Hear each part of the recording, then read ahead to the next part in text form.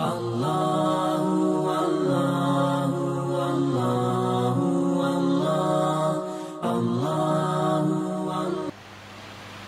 Ibu yang saya muliakan, lanjutan pengajian tafsir kita pada subuh hari ini, kita masih membahas surah An-Nisa ayat 144 dan seterusnya. A'udzubillahi minasyaitonirrajim. Bismillahirrahmanirrahim.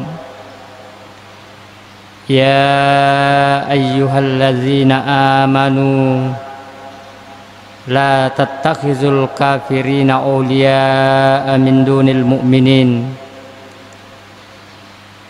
aturiduna an taj'alu lillahi 'alaikum sultanan mubina. Shadaqallahul azim. Bapak Ibu yang saya muliakan, kembali Allah Subhanahu wa ta'ala memanggil orang-orang beriman agar senantiasa dia berhati-hati dalam menghadapi orang-orang munafik. Sampai Allah Subhanahu wa ta'ala memperingatkan kepada kita,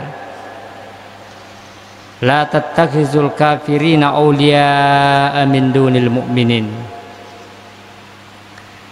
Kalau kita merasa orang beriman, Allah memperingatkan kita, Bapak Ibu yang saya muliakan, la tattakhizul kafirina awliya'a min dunil mu'minin. Jangan sampai kita mengambil orang-orang kafir itu aulia sebagai pelindung, bisa bermakna sebagai penolong. Aulia juga bisa bermakna teman akrab, min dunil mu'minina, selain daripada orang-orang mukmin. Bapak Ibu yang saya muliakan, ketika kata aulia disandarkan kepada Allah Subhanahu wa ta'ala, auliaullah, maka yang dimaksud di sini adalah wali-wali Allah adalah orang-orang bertakwa. Tapi ketika ungkapan aulia berdiri sendiri, itu bisa jadi ketika beriringan dengan kata orang-orang kafir, itu bisa jadi bermakna orang-orang munafik. La tattakhizul kafirina awliya'a, itu bisa bermakna menjadi orang-orang munafik. Makanya Bapak Ibu yang saya muliakan, suatu ketika Rasulullah Shallallahu Alaihi Wasallam menuju ke medan perang, ternyata di antara pasukan Rasulullah ada orang-orang munafik. Maka Rasulullah Shallallahu Alaihi Wasallam dengan peringatan ayat ini, dia tidak ingin mengambil penolong atau pembantu atau teman sejawat dalam medan perang. Makanya Allah Subhanahu wa ta'ala, Bapak Ibu yang saya muliakan, yang kedua memberikan sebuah pertanyaan yang tidak perlu kita jawab, tetapi perlu kita pertegas.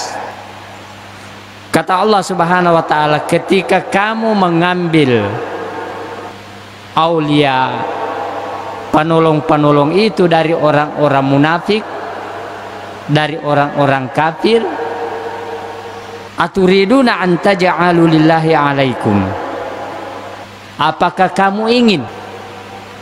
Jadi sebuah pertanyaan yang diungkapkan oleh Allah dalam huruf al-alif, aturiduna, al-istifham.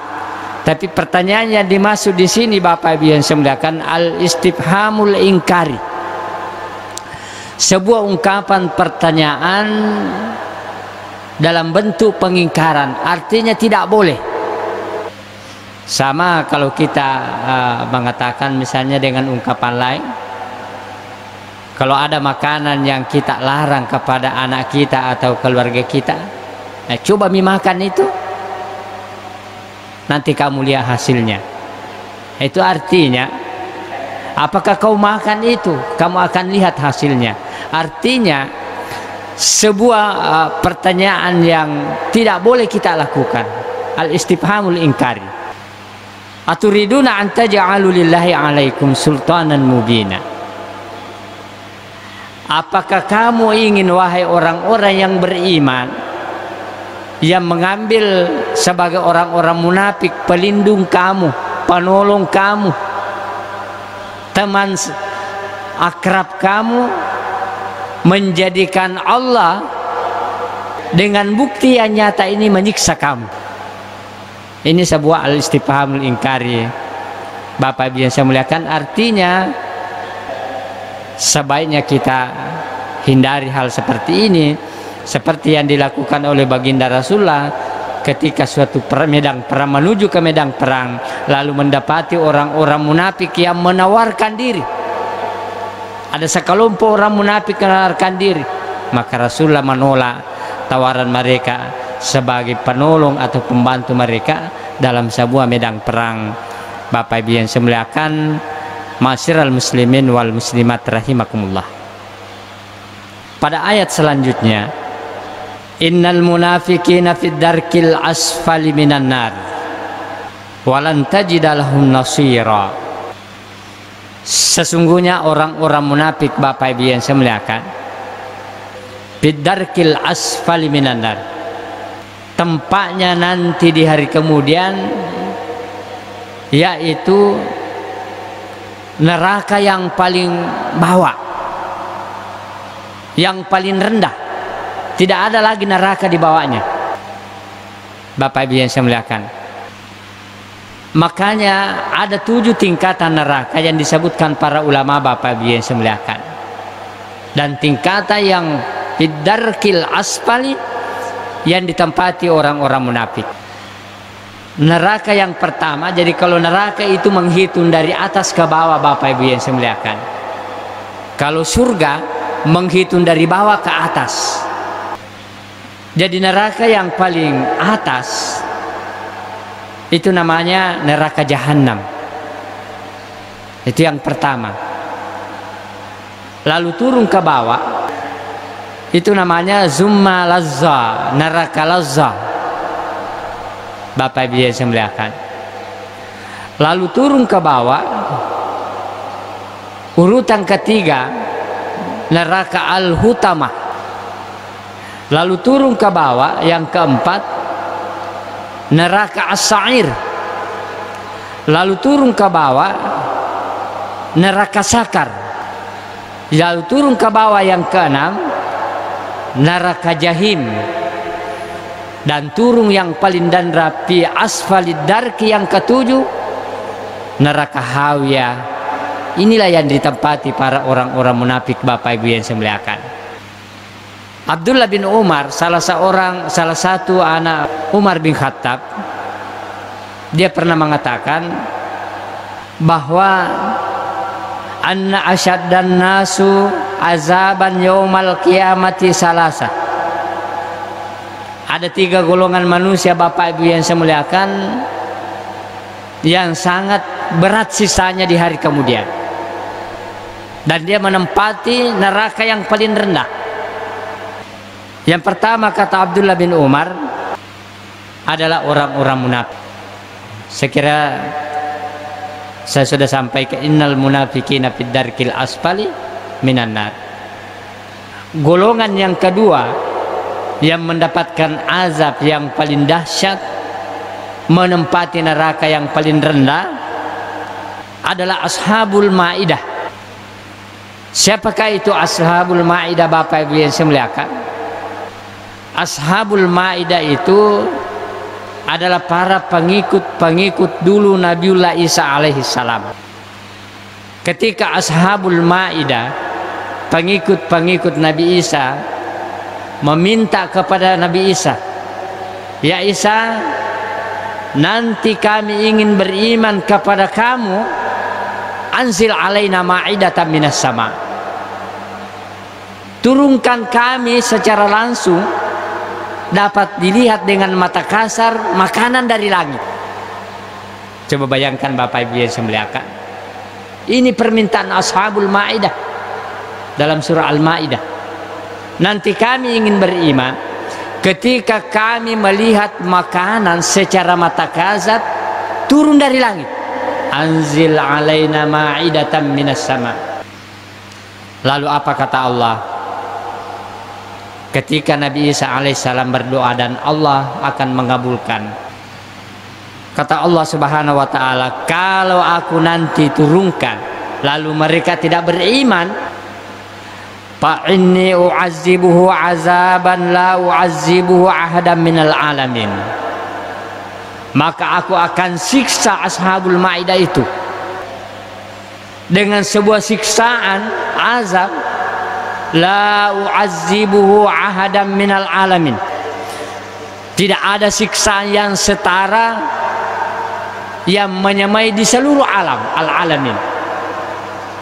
Bukan saja alam dunia ini Bapak Ibu yang saya muliakan, tapi Allah mengungkapkan al-alamin, seluruh alam yang diciptakan oleh Allah Subhanahu wa taala.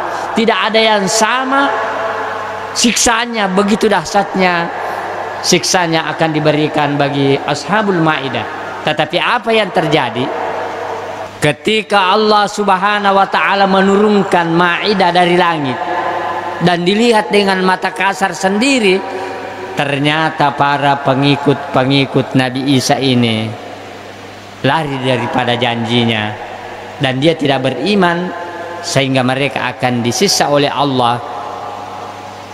Apa kata Allah? La u'azzibuhu ahadan minal alamin.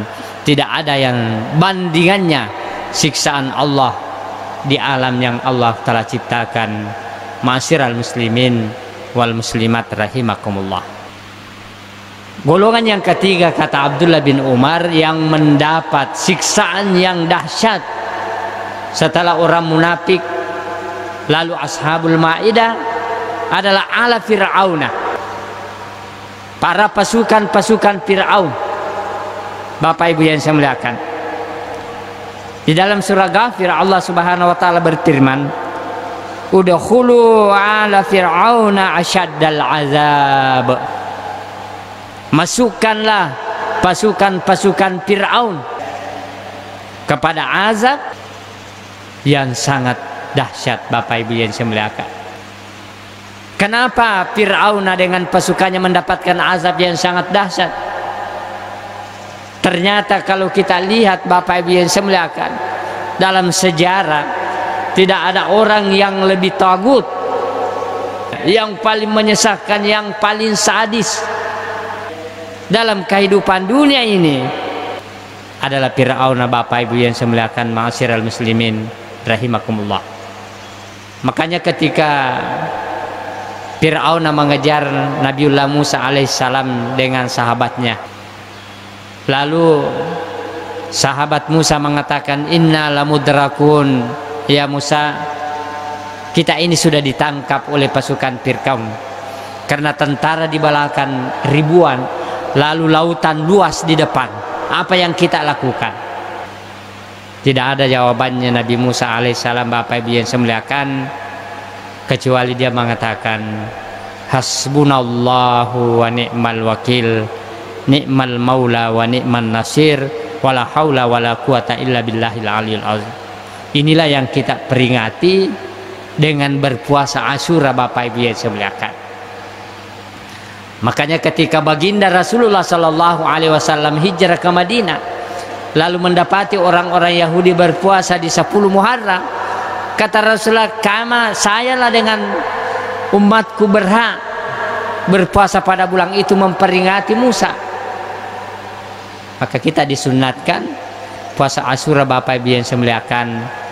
Makanya di malam Asyura atau hari Asyura, kita itu dianjurkan membaca zikir hasbunallahu wa ni'mal wakil, ni'mal maula wa ni'man nasir, wala haula wala quwata illa billahil aliyil azim, sebanyak 70 kali. Bapak Ibu yang saya muliakan, mudah-mudahan Allah memberikan kita keselamatan, pertolongan dari Allah Subhanahu wa taala, sehingga kita bisa terangkat penyakit wabah yang ada di Indonesia sekarang ini, dunia secara umum, COVID-19 Bapak Ibu yang semuliakan. Inilah yang diucapkan Nabi Musa. Makanya Fir'aun dengan pasukannya, saya kira kita sudah tahu semua, ditenggelamkan oleh Allah Subhanahu wa taala.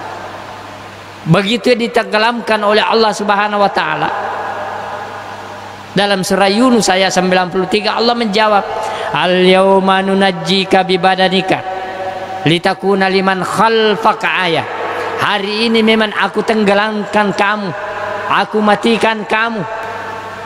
Tapi hari ini juga al-yauma nunajjika, aku menyelamatkan jasadmu bibadanika. Untuk apa?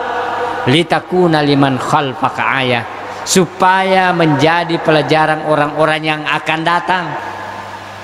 Oh, inilah Fir'auna, orang yang paling tagut, orang yang paling zalim, sehingga Allah mengancam asyadul azab, azab yang paling dahsyat. Bapak Ibu yang semuliakan, ma'asyiral muslimin wal muslimat rahimakumullah.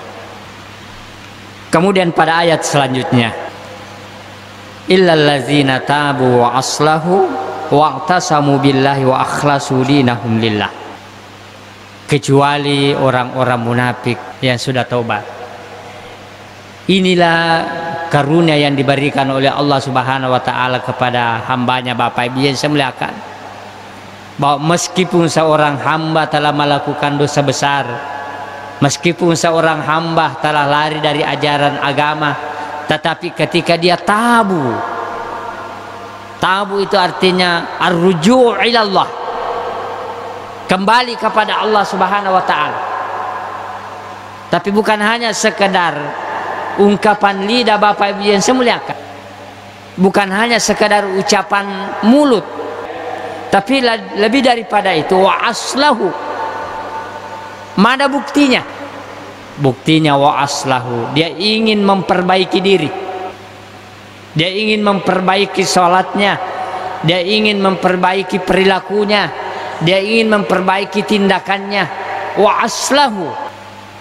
Dan ketika dia sudah memperbaiki diri dengan perbuatan, dan dia sudah mengucapkan dengan lidah, memperbaiki dengan perbuatan, wa'tasamu billah, dia sudah punya pendirian, pegangan yang kuat. Jadi bisa jadi ada orang yang sudah taubat, memperbaiki diri, tapi dia masih pelimplang. Kata Allah, wa'tasamu billah, persyaratan selanjutnya dia harus berpegang teguh kepada Allah Subhanahu wa taala, atau dalam bahasa lain istiqamah. Wa akhlasu dinahum lillah. Ini yang puncak daripada penghambaan seorang hamba Bapak Ibu yang saya muliakan, ketika dia ikhlas dalam beribadah. Inilah puncak amalan seseorang. Ketika dia sudah ikhlas dalam beribadah, ikhlas dalam berbuat, ikhlas dalam bertindak, maka inilah puncak daripada puncak amalan yang dilakukan oleh seorang hamba Bapak Ibu yang saya muliakan, ma'asyiral muslimin wal muslimat rahimakumullah. Kata Allah, kalau orang-orang kafir, orang munafik sudah memiliki ini, dia sudah taubat, dia sudah memperbaiki diri, dia sudah beriktisam, kemudian dia sudah ikhlas, paulaika ma'al mu'minina, mereka ini sudah bisa dikategorikan sebagai orang mukmin bersama dengan orang-orang mukmin. Wa sawfa yu'tillahul mu'minina ajran azima, dan Allah akan berikan orang-orang mukmin itu ajaran azima. Coba lihat Bapak Ibu yang Allah mengungkapkan di sini ungkapan saupa. Saupa artinya di sini yu'tillahu al mu'minina ajran azima, nanti pada hari kemudian. Jadi orang-orang mukmin bersabar di dunia ini, tetapi saupa nanti pada hari kemudian Allah akan berikan ganjaran ajaran azima, anjara yang paling agung, yang paling bagus. Bapak Ibu yang saya muliakan, ma'asyiral muslimin wal muslimat rahimakumullah. Kemudian pada ayat terakhir Allah Subhanahu wa taala berfirman, "Ma yaf'alullahu bi'azabikum in syakartum wa amantum wa kana Allahu syakiran alima." Ma yaf'alullahu bi'azabikum. Ini ungkapan ma, Bapak Ibu yang saya muliakan, sebuah bentuk istifham juga. Ma yaf'alullahu bi'azabikum, sebuah bentuk istifham, tapi istifhamut takriri, penegasan. Kalau tadi aturiduna an taj'alu, apakah kamu ingin Allah menyiksa kamu dengan bukti yang nyata, itu adalah istifham, bentuk pertanyaan pengingkaran. Tetapi ma yaf'alullahu bi'azabikum adalah sebuah pertanyaan yang dilontarkan oleh Allah Subhanahu wa taala kepada orang-orang munafik agar dia at-takrir, dia tegaskan bahwa mengapa Allah mengazab kamu. Ma yaf'alullahu bi'azabikum in syakartum wa amantum, ketika kamu bersyukur dan beriman. Bapak Ibu yang saya muliakan, artinya Allah tidak akan menghukum seorang hamba ketika dia bersyukur. La in syakartum la azidannakum. Saya kira ini ayat sangat ma'ruf. Wala in kafartum inna azabi lasyadid. Kalau kita bersyukur Bapak Ibu yang saya muliakan, la azidannakum, Allah menambahkan rezeki kepada kita, kenikmatan. Wala in kafartum, sebaliknya kalau kita kufur, maka Allah akan mengazab kita. Makanya dalam tafsir Al-Qurtubi mengatakan, arba'un man kunna fihi kunna lahu. Ada 4 orang Bapak Ibu yang saya muliakan, kalau dia melakukan ini maka Allah akan memberikan ganjaran keselamatan. Yang pertama adalah orang-orang yang senantiasa bersyukur.